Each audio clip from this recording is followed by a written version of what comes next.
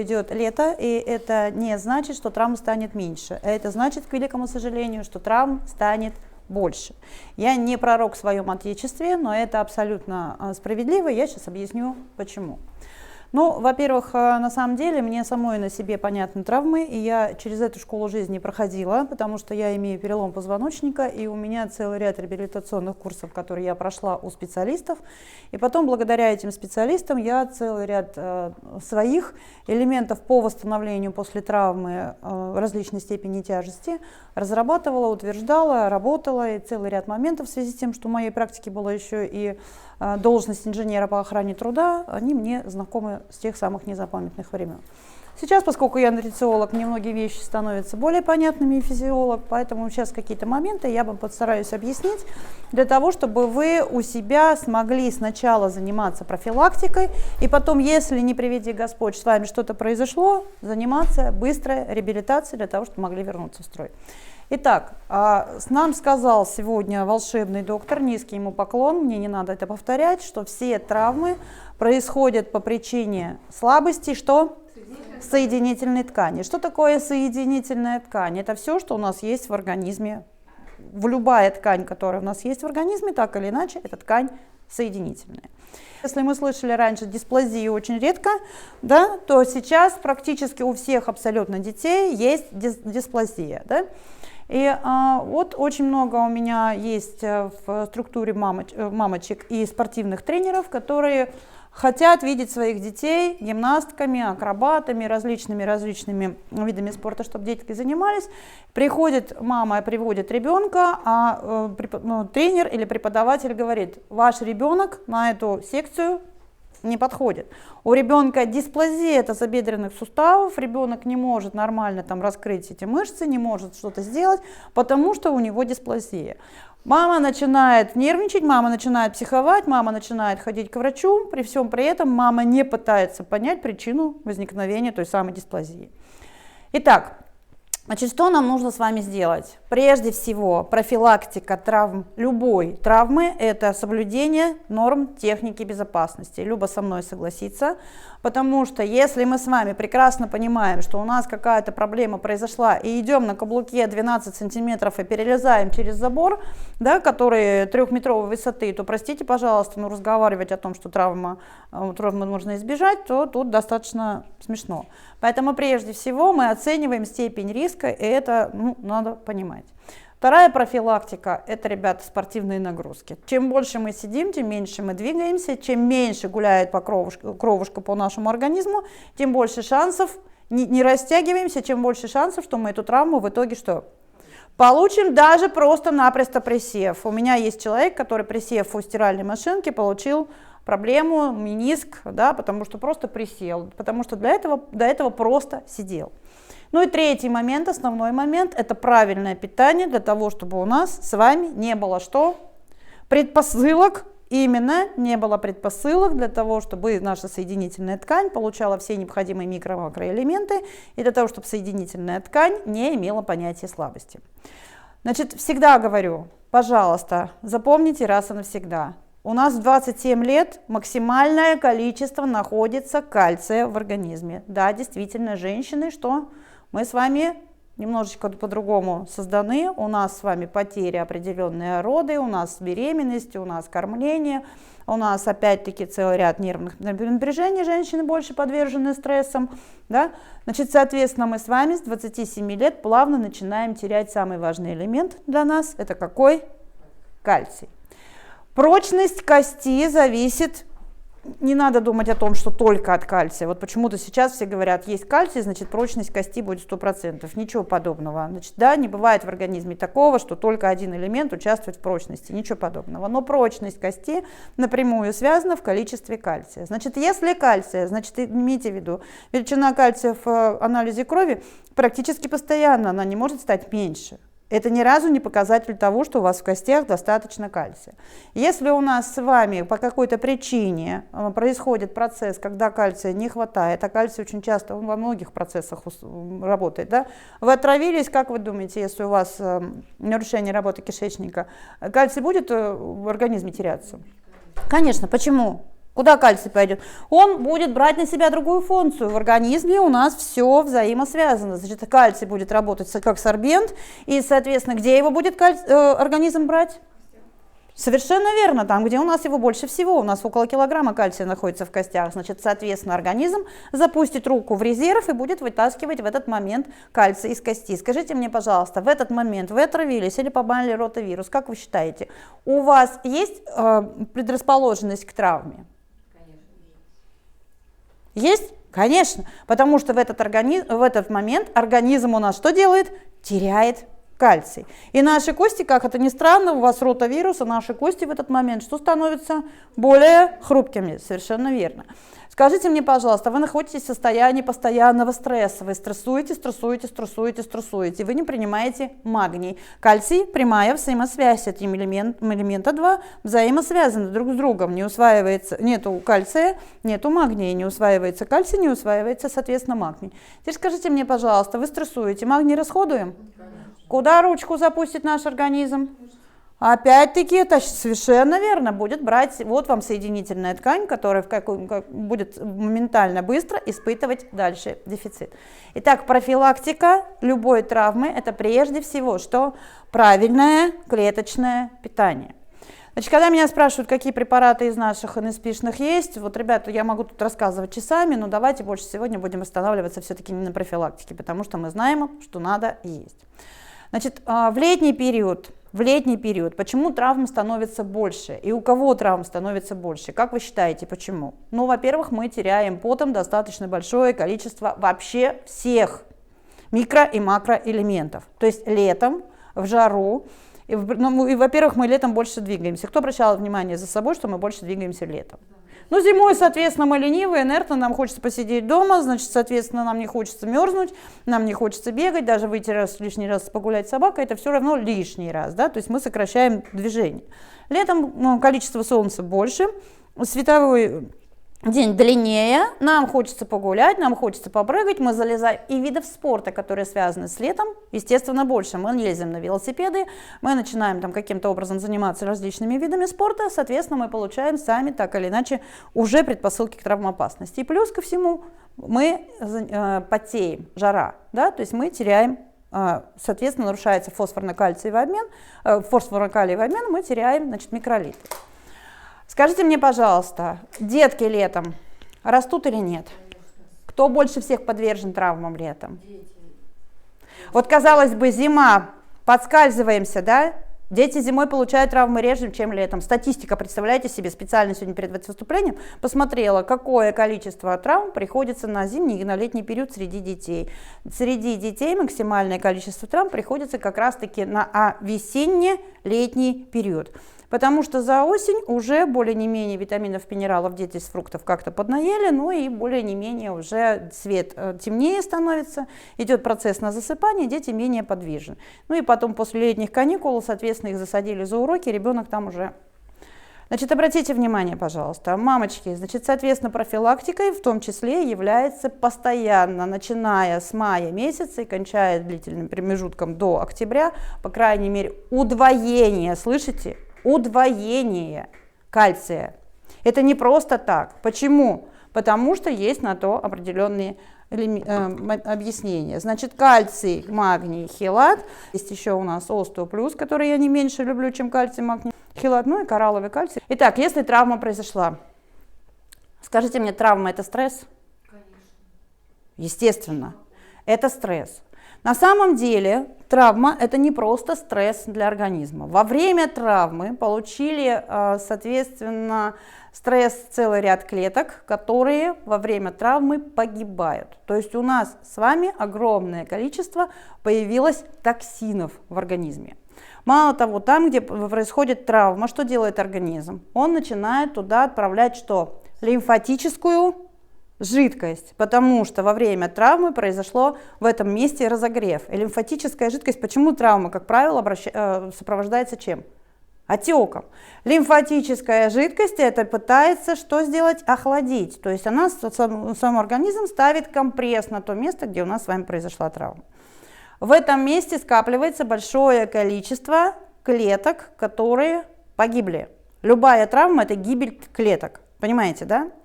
То есть вот когда меня спрашивают, слушай, с чего начинать вот это вот восстановление? Обязательно продукт, который поможет снять лимфатический отек и убрать вот этот вот гибель вот этих вот клеток. То есть будет работать как продукт, который снимает токсичность. Понятно это, да? Любая травма начинается вот с этого. Ну, все, кто НСПшники, даже элементарно хлорофилл, это нам с вами что? В этом отношении помогает. Второй момент. Скажите мне, пожалуйста, что нам нужно сделать с трафиком крови, когда у нас произошла травма? Усилить трафик крови обязательно, потому что очень много этих наших мелких сосудов повреждено, пострадало, и нам нужно дать какие-то питательные вещества для того, чтобы они попали, для того, чтобы построилась новая здоровая клетка. А чем они у нас будут разноситься? Кровью. Соответственно, нам нужно наладить кровоток.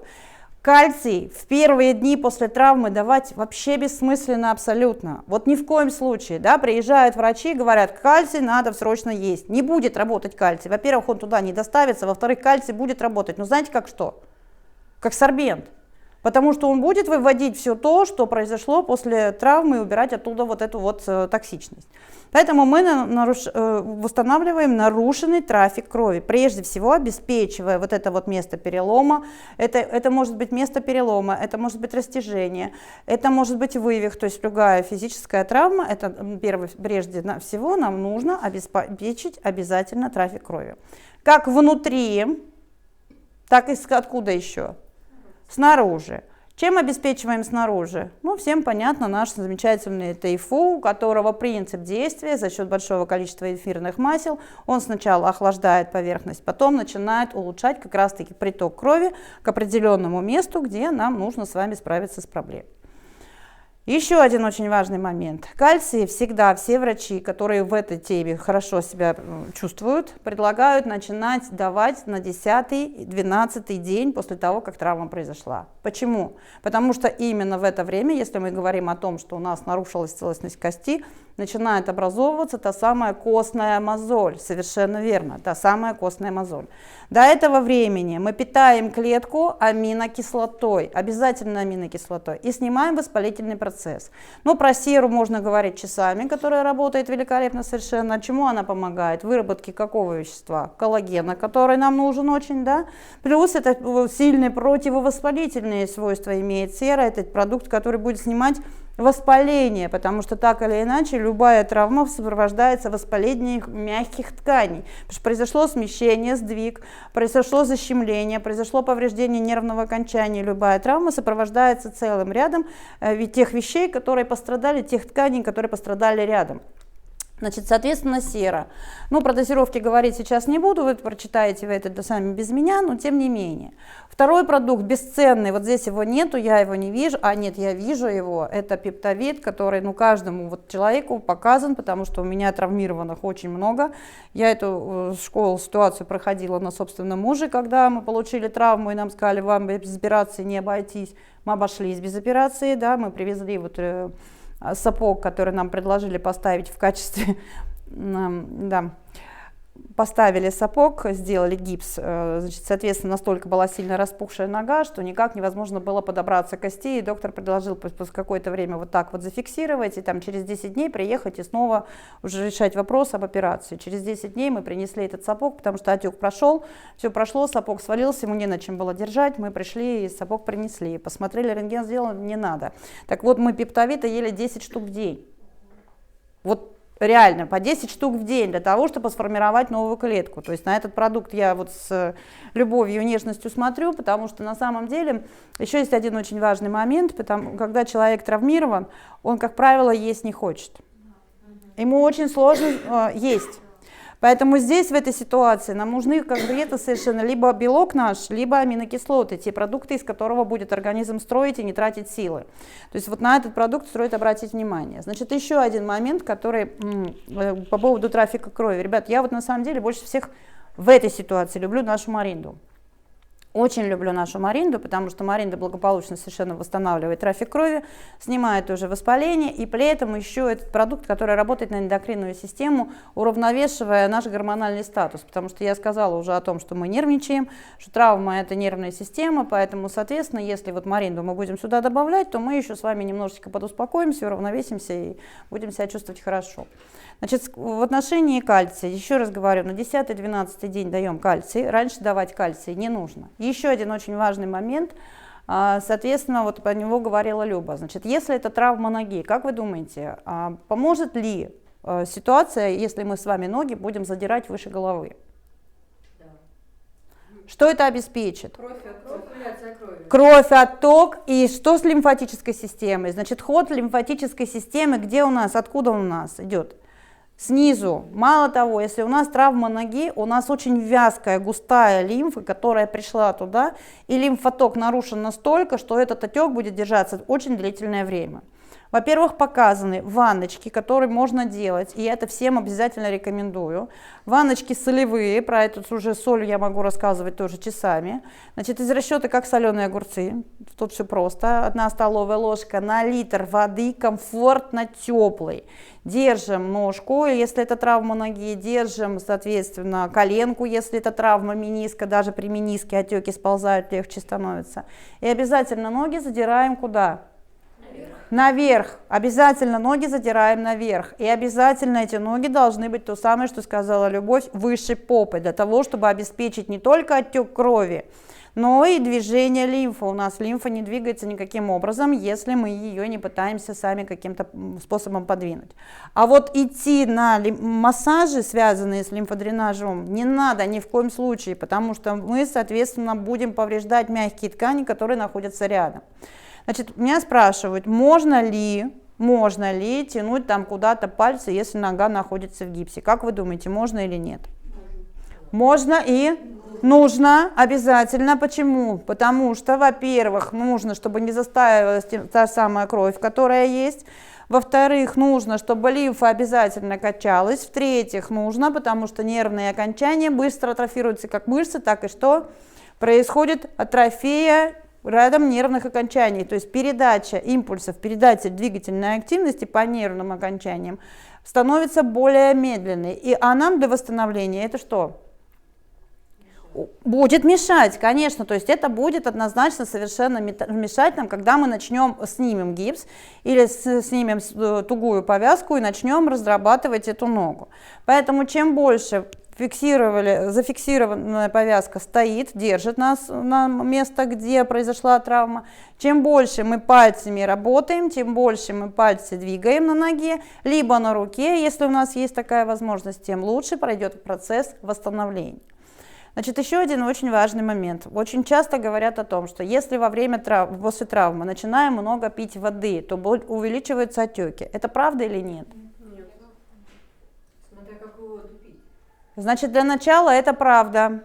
Абсолютно правда. Почему? Потому что организм будет туда, в эту воду, что обязательно, да, мы же говорим о том, что лимфа будет пытаться, то есть любая травма сопровождается с повышением температуры в месте, где эта травма произошла. И это будет на протяжении некоторого времени. Значит, поэтому первое время этот отек будет, и это вариант абсолютно нормальный. Чем больше вы пьете, тем быстрее организм распивается, тем быстрее организм получит приток нормальной лимфы, которая будет уже менее вязкая и густая, тем быстрее пойдет отек. Это помощь или это мы мешаем организму? Токсины мы выведем из организма? Обязательно выведем из организма. Значит, теперь еще мы говорим о реабилитации нервной системы. Скажите мне, пожалуйста, реабилитация нервной системы нужна или нет?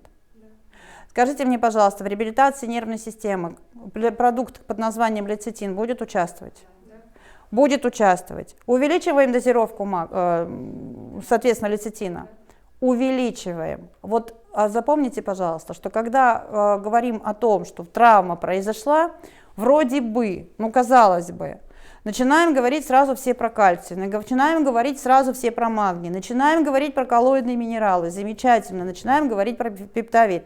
никто почему-то не говорит о том, что нужно увеличивать обязательно лецитин, потому что лецитин – это передача мозговых импульсов до того места, где у нас произошла травма в том числе, это снятие нервного напряжения, это снятие вот этого эмоционального стресса, и это питание наших клеток головного мозга, которые нам жизненно необходимы. Поэтому, если у вас произошла травма, до 10 штук в день лецитина вы можете есть на протяжении первых 14 дней, 2 недели подряд. Это спасет вас и дальше поможет для того, чтобы вы быстрее разрабатывали ту часть, которая у вас пострадала. Магний, дозировка магния увеличивается в разы. До 6 штук магния в день можно принимать, потому что некоторые даже до 8 его едят, потому что магний снимает спазм, снимает зажим, человек легче переносит вот эту вот боль, потому что, естественно, любая травма сопровождается болью. Босфелия – это продукт, который что у нас с вами делает? Снимает напряжение, снимает болевой синдром, снимает, соответственно, воспаление, которое тоже очень и очень помогает, поэтому я босфелию в данной программе всегда очень люблю. Не могу не сказать про продукт, который очень будет помогать, если у нас с вами речь идет не о переломе, если речь у нас идет о вывихе, если у нас речь идет о растяжении, если речь у нас идет о поражении именно хрящевой ткани. Продукт Шарк-Рей. Значит, это продукт, всем продуктам продукт. Я вообще его считаю одним из самых сильных продуктов нашей линейки. Я могу о Шарк-Рее рассказывать очень долго, потому что это продукт не только связан с хрящевой тканью, у него еще целый ряд моментов, которые помогают жить женщинам, у которых есть проблемы с щитовидной железой. Да, но сейчас мы говорим с вами о хрящевой ткани. Значит, Шарк-Рей, акулий хрящ, само слово, слышите, о чем говорит, да? Хрящевая ткань. Это биодоступный продукт, который прямо встраиваясь в клетку хрящевую, помогает ее очень быстро восстановить. Значит, очень большое количество приходит ко мне людей, у которых артрозы, артриты, полиартриты, то есть это воспаление чего? Как раз-таки хрящевых тканей. Как вы думаете, этот воспалительный процесс в хрящевой ткани, только ли воспалительный процесс? Там травма есть? Конечно, нам только что показывал доктор, потому что у нас получается хрящ об хрящ либо трется, либо уже у этого хряща сношенный острый край, один на один давит, соответственно, разрушение получается хрящевой ткани. Так вот, Шарк-Рей работает очень хорошо на снятие воспаления, и что он делает? Восстанавливает эту самую хрящевую ткань. Поэтому иногда меня спрашивают, что лучше попить, хондроитин или глюкозамин. Говорю, хондроитин и глюкозамин обязательно попьем. Когда? Потом. Сейчас что попробуем? Шарк-Рей. Да, ну вот, Галя, знакомый опыт, потому что на самом деле у нас целый ряд людей, которые с менисками, пострадавшие мениски или с вывихом того самого ахилла, о чем мы сегодня говорили. Адская совершенно боль, глаза лезут на стену, болит невозможно, люди не могут спать, реально совершенно не знают, куда ногу положить, в какую сторону деть. Значит, соответственно, тот самый Шарк-Рей, он еще и противовоспалительный продукт, и сразу же утихает вот эта вот боль вместе с серой. Вы забудете о боли, можно дальше с этим жить. Моментально быстро уходит отек, и на 2-3 дня, и вы уже на коне. Вот. Значит, что еще очень хочу сказать? Обязательно, чем быстрее вы начинаете заниматься двигательной активностью, тем лучше. Потому что двигательная активность, помимо того, что вы растягиваете те самые связки, те самые мышцы напитываются кровью, вы улучшаете еще и, безусловно, кровоток, вы улучшаете еще и доступ, я об этом начала говорить, тех минеральных веществ, которые мы с вами съели, к месту, где эта травма произошла. Можно ли использовать какие-то средства для того, чтобы разрабатывать? Ну, понятное дело, да, значит, обязательно. Еще я хочу, чтобы вы понимали одну такую вот совершенно очевидную, на мой взгляд, вещь, которую почему-то мы не хотим понимать. Скажите мне, пожалуйста, где будет больше результат, если вы будете что-то делать самостоятельно или если вы пойдете к массажисту?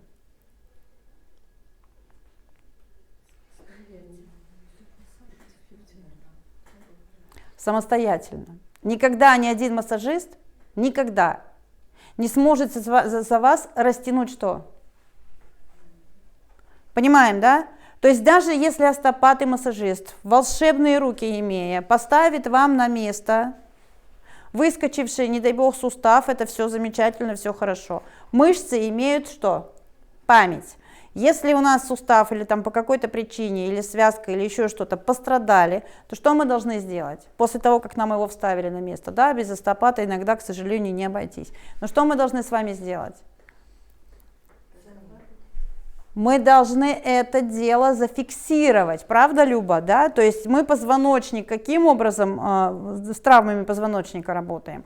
Медленно растягивая, у нас образуется определенное место, куда этот диск встал, а дальше что? Он обрастает мышечной тканью. И только в этой ситуации у него не будет привычного вывиха на ноге, привычной травмы на позвоночнике, привычных каких-то процессов, которые будут повторяться из раза в раз. Поэтому массажист за вас ваши мышцы не накачает.